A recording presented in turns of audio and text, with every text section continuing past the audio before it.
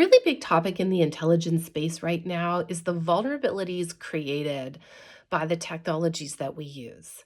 And we're seeing that play out in kind of a boom way this week in Canada because of the trade deal our prime minister just struck with China, which is going to see, I think it's 49,000 Chinese EVs be brought into Canada. And there's some people I follow, ex intelligence, ex CSIS people, and they are aghast at this. Okay. They're posting statements like, this is a blow to Canada's national security posture, that this vehicle technology, it has risk to data security, surveillance, critical infrastructure, and that it's going to be leveraged to acquire information and influence and interfere in our political system. Like, these are really strong statements. But what's also interesting is some of the pushback I'm seeing against those statements. And that's what I want to talk about in this video, because I don't think the question of a specific country with a specific product and is that a threat to our national security is the right question to be asking.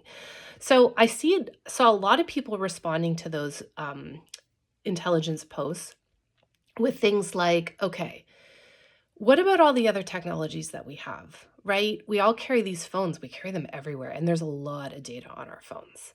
Um, Smartwatches, like things like our doorbells being connected to the Internet of Things. So we have a camera so we can see it at our door, our home devices like Alexa and Google.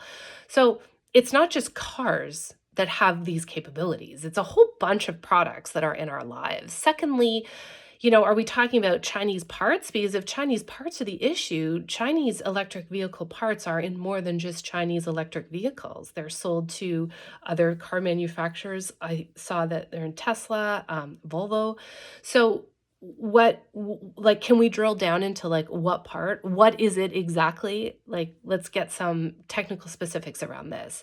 And I also saw people push back against that it's not just electric vehicles, that, gas powered vehicles, they also have some data connectivity that may be worrisome. So, what is it exactly that we're talking about here? Now, the original post I saw didn't have any specifics in terms of saying, okay, it's this data that's going to be collected that can be used for this purpose, and here's how to make those connections.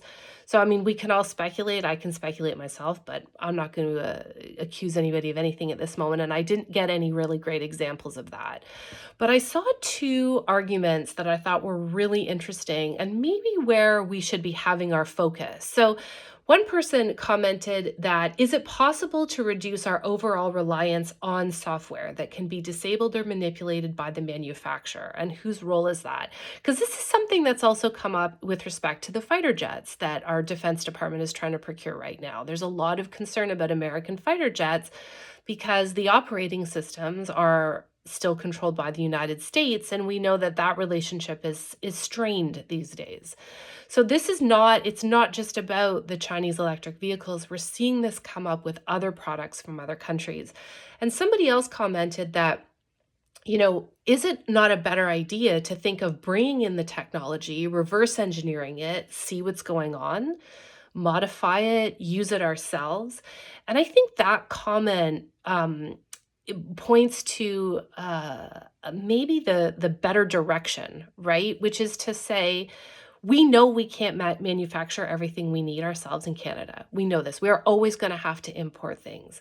And should the focus be on looking at where our vulnerabilities are, right? Looking at the kind of data that can be collected, how it's going to be collected, how it can be used, and looking where the vulnerability points are, and maybe as a country, some of our agencies and organizations at the federal level could work on ways of protecting those vulnerabilities, hardening them, closing them, so that it's not about this, like, don't import anything from this country or this type of product, because as we see geopolitically, those things are shifting.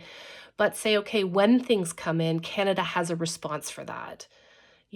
They don't just go immediately to market. They go through this national security process, and we deal with it in that process, and we shore up the vulnerabilities as best we can. So I'd love to hear comments on this. Where do you stand?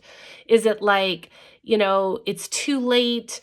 the horse has left the barn. We just have to take these technologies as they are and hope for the best. Is there a role for Canada in shoring up vulnerabilities and doing more analysis and having a gap between import and market where we deal with these things?